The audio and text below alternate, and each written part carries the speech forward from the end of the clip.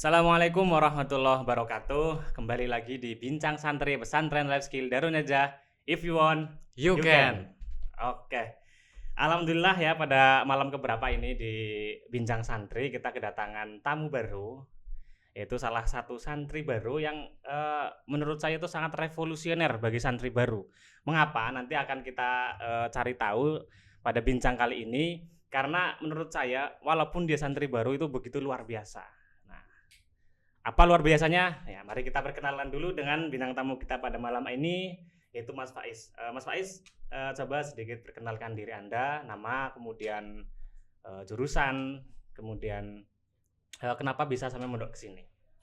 Ya baik semuanya yang di rumah, yang dimanapun itu, perkenalkan nama saya Zaha Faiz Mubarak.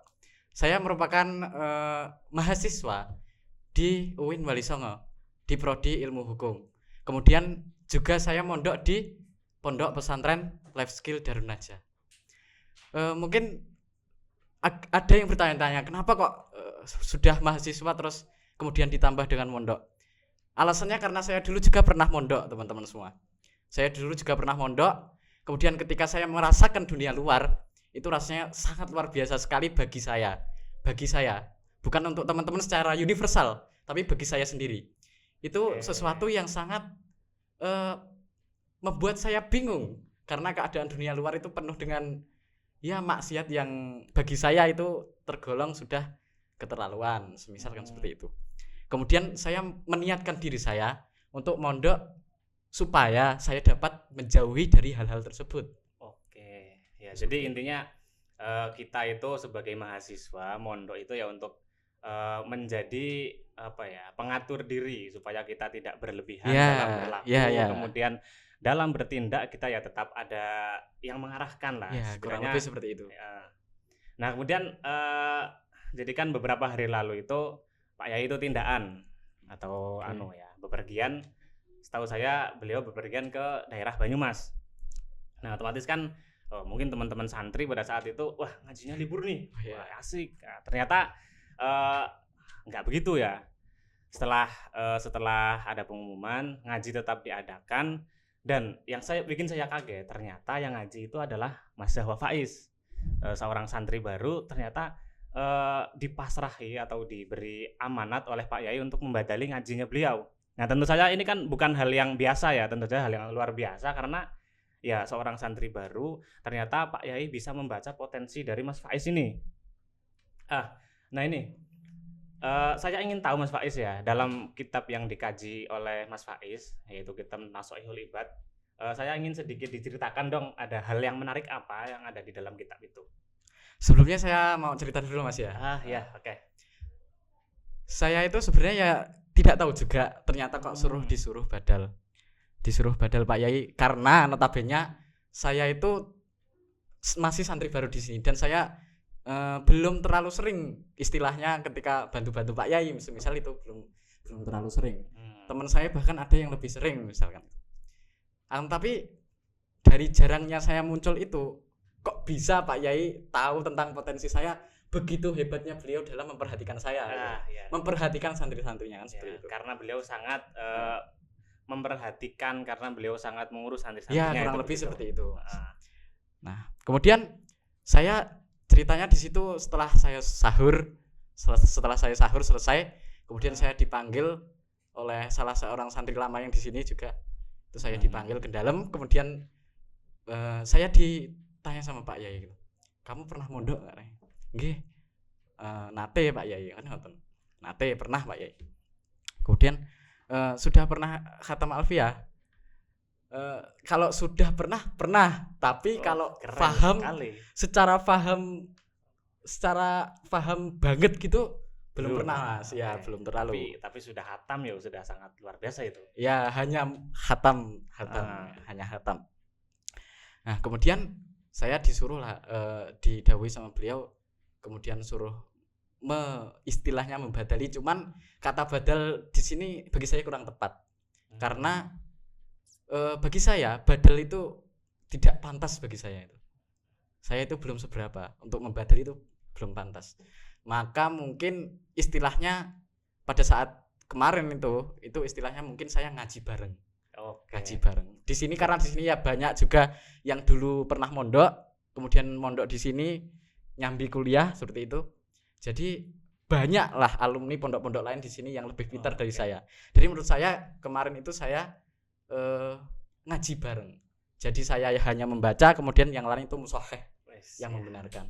Begitu tawadhu ini ya Mas Faiz ini ya. Kurang lebih seperti itu. Ya, kemudian saya disuruh membadali kitab apa pada saat itu ternyata di Pondok Life Skill Darun Najah ini khususnya itu ada yang namanya pasaran pengajian kitab Ramadan. Biasanya kalau di pondok-pondok lain ya biasanya lumrah ada.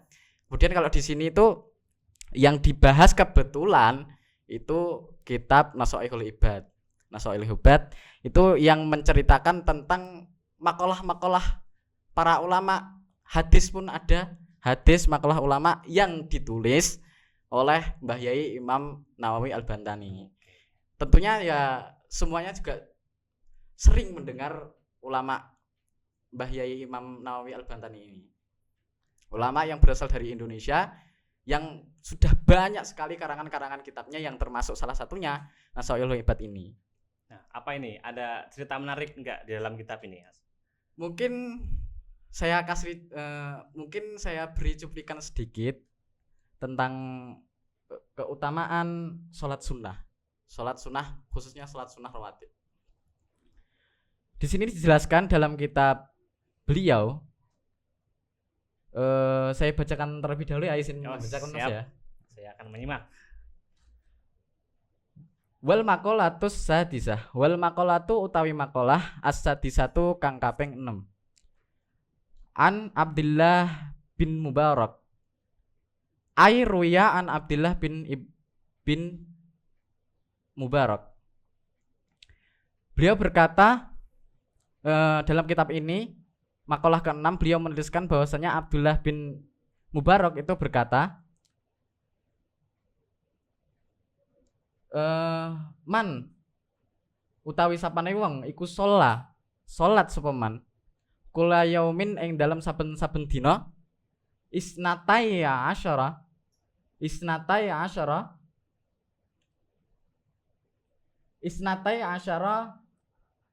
ing rolas apane rakaate wahia utawi isnatai asyara iku rakaatani rong rakaat qabla subuhi ing dalem sadurunge salat subuh wa rakaatani lan rong rakaat qabla zuhuri ing dalem sadurunge salat zuhur wa rakaatani lan rong rakaat ba'daha ing dalem sakwise salat zuhur wa arba'u rakaatin lan papat pira-pira rakaat qoblal asri ing dalem sadurunge salat asar wa rakaatani lan rong rakaat ba'da maghribi ing dalem sakwise salat maghrib.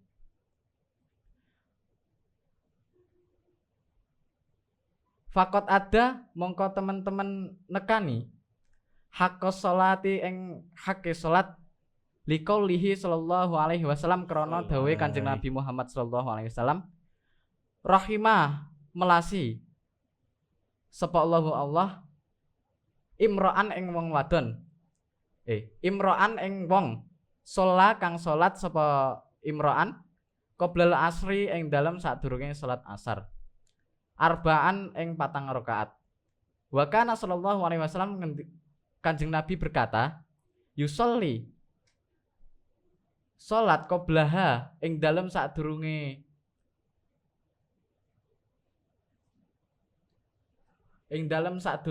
asar arba'an ing 4 rakaat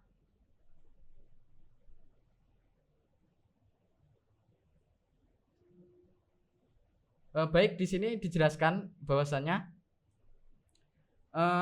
makalah ke-6 itu menjelaskan tentang yang saya katakan tadi yakni sholat sunnah khususnya sholat sunnah rawatib. Man sholat kulla yaumis natai asyara rakaatan. Barang siapa sholat setiap hari 12 rakaat. Yang dimaksud 12 rakaat ini apa? Wahya rakaatani qabla subuh. 2 rakaat sebelum subuh. Yang saya baca, yang pernah saya baca ketika di pondok dulu ataupun didawuhkan kiai saya yang dulu, beliau mengatakan bahwasanya barang siapa melaksanakan 2 sholat subuh ini, maka ia akan ganjarannya kayak gimana Mas ya? Pahala. Balasannya. Nah, itu sama dengan dunia seisinya. Ini khusus rakaatani qabla subuh. Kemudian warakaatani qabla zuhur, 2 rakaat sebelum zuhur. Warakaatani ba'daha, dan 2 rakaat setelah zuhur. Wa arba'u rakaatin qabla al-asri, 4 rakaat sebelum sholat asar. Wa rakaatani ba'da maghrib, 2 rakaat sebelum maghrib. Faqad ada haqqus shalah, maka barang siapa melaksanakan sholat-sholat tersebut, maka sesuai hadis Nabi rahimallah imra'an sholat qabla asri, salah satunya sholat asar tadi, Allah akan memberikan rahmatnya kepada seseorang tersebut yang melaksanakan 4 sholat asar, 4 sholat sunnah sebelum sholat asar tersebut. Oh, berarti intinya kalau saya tangkap dari apa yang Mas Faiz baca itu merupakan keutamaan dari sholat rawatib berarti Mas ya? Ya, kurang lebih seperti itu. Ya, itu ya sangat menarik apa yang dibahas dalam kitab ini. Maka nanti bagi teman-teman mungkin yang penasaran atau ingin belajar lebih jauh tentang mengenal kitab kuning, kemudian akan mendapatkan kesempatan, mungkin ya kalau nanti sudah expert akan mendapatkan kesempatan untuk membaca, maka ya ayo kita mondok di pesantren Life Skill Darun Najah, karena bagi mahasiswa itu sama sekali nggak ada ruginya kalau mondok itu. Jadi ya mari bagi mahasiswa UIN maupun PGSD UNES bisa mondok di pesantren Life Skill Darun Najah, karena akan sangat membantu di kehidupan kita di kemudian hari. Ya mungkin begitu ya Mas Faiz ya. Ini sangat terima kasih telah meluangkan waktu di kesempatan kali ini. Mungkin kapan-kapan kita bisa bertemu lagi ya di kesempatan kali ini. Mari kita akhiri bersama pesantren Life Skill Darun Najah. Sukses, soleh, selamat. Nah, terima kasih. Wassalamualaikum warahmatullahi wabarakatuh. Waalaikumsalam.